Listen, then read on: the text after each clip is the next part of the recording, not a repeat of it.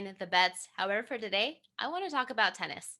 ATP's third major is next week. We do have Wimbledon on deck, and that is on grass. It is one of my favorite times of the year.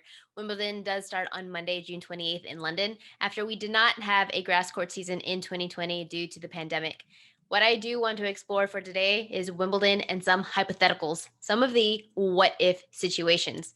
Just like I did at the French Open, if Nadal were to fall early, then who is going to be the player to knock him out?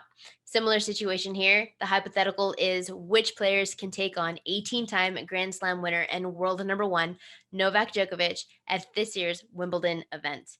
That leaves Djokovic as the last winner in 2019. He was the champ. He defeated Roger Federer in one of the absolute most amazing matches of all time. It was a thrilling five-setter. It went 7-6, 1-6, 7-6, 4-6, and 13-12. 13-12. Absolutely. It sounds a little bit weird. However, 2019 was the first year that Wimbledon did away with winning by two games, and they added a tiebreak only if you got to 12 all. Sure enough, this match did, and Djokovic won the fifth set 13-12, but the actual score was a 7-3 tiebreak. Rightfully, Djokovic is the tournament favorite. However, if you follow me on Twitter, then you are holding a nice little plus 150 features on Djokovic to win it all. If not, too bad, so sad. He is now minus 110 favorite after a few things happened.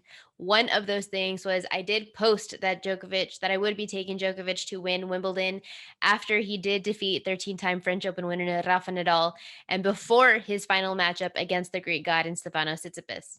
And then last week, Nadal announced that he would not be playing at this year's Wimbledon or at this year's Olympic Games in Tokyo.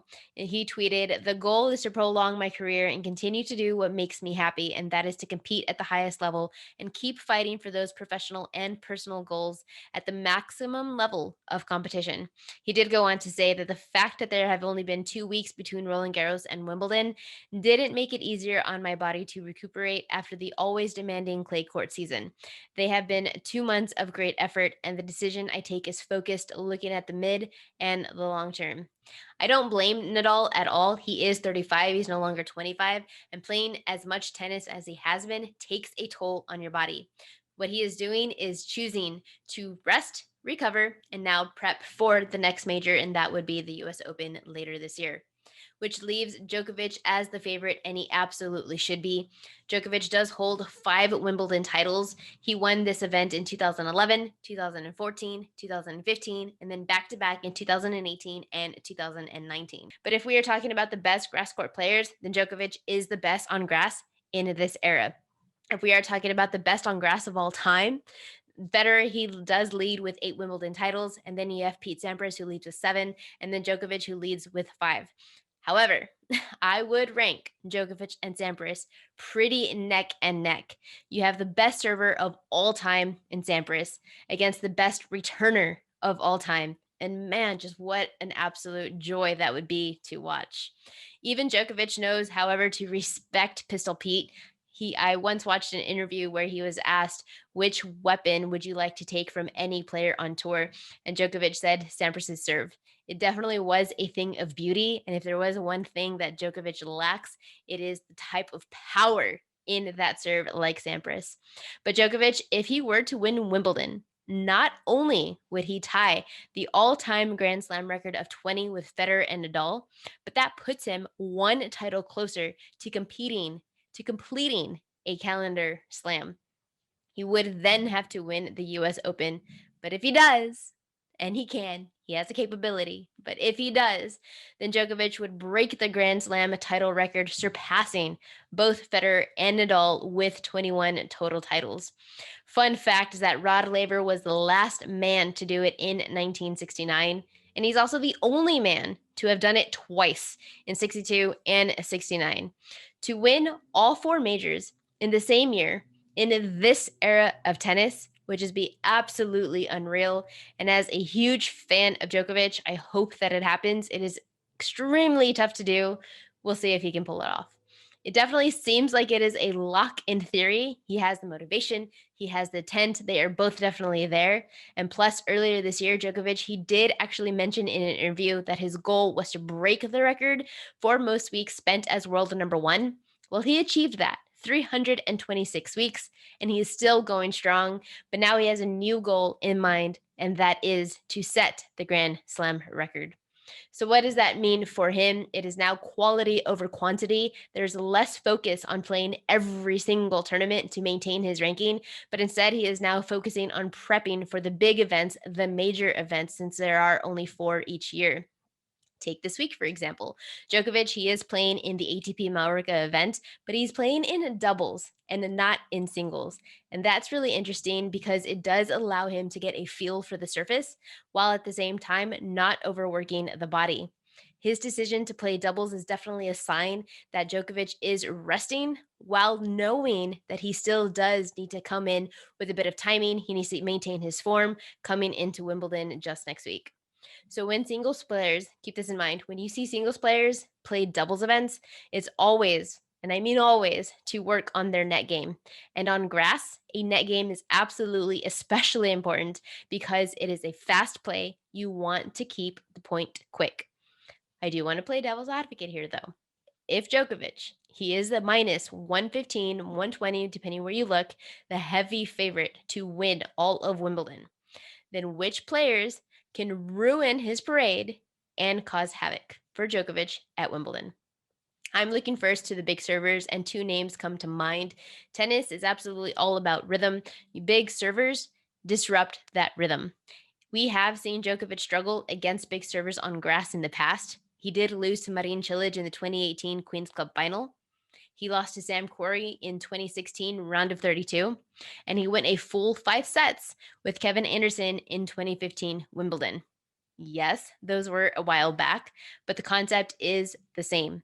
And one player with a big serve that comes to mind is Matteo Berrettini.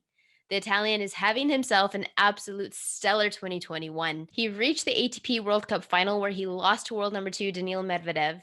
He withdrew from the Australian Open in the round of 16, but after that, he absolutely excelled on clay. He won ATP Serbia. He lost to Germany's Alexander Zverev in Madrid Masters. He tested Djokovic in the quarterfinal at Roland Garros, ultimately lost in 4 sets. But sets number 3 and 4, they were absolutely close. Third set went to a tiebreak, and the fourth set, Djokovic won 7-5. And then just last week, we did see Berrettini win at Queen's Club on grass. The furthest that Berrettini has gone at Wimbledon is in the fourth round, but he's 25 and he's far more experienced now, a couple more titles under his belt than he did back in the day. If we did just see Berrettini do well on clay, which neutralizes his serving weapon, then we could see him do really well on grass, where this surface entirely complements his weapon. Berrettini is also more than just a serve. He has a powerful forehand and he can slice. Slicing on grass is a great weapon to have because it keeps the ball low and skids. Another player that I think could disrupt Novak if they were to end up in the same draw is an American, John Isner. It is all about the serve, the serve, the serve. Having a big serve is enough to put pressure onto anyone to hold their serve. And Isner, he is only a threat, however, if Djokovic were to meet him early in the first week. If these two were to meet in the second week, then that could maybe be less of a problem because Djokovic at that time will have found his rhythm. He would have had in his reps. And by the second week, he is definitely far more geared and prepared to face a big server like Isner. But a third player that I do think could disrupt is Marin Cilic. Djokovic, he does hold a 17-2 head-to-head record, but Cilic does have a powerful ground stroke to go along with his serving weapon. Essentially, Cilic is better than Isner, and he has actually won Wimbledon in 2017, so he is more experienced as well.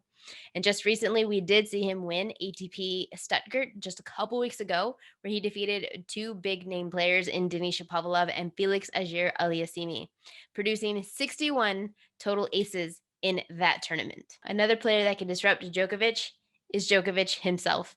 He may have won 2 majors this year, but not without blips. And that starts first with the US Open, where he defaulted against Pablo Carreño Busta in the round of 16, where he was up 6-5 in the first set. He got agitated, he hit a ball really hard, and somehow chucked a line judge in the throat of all places.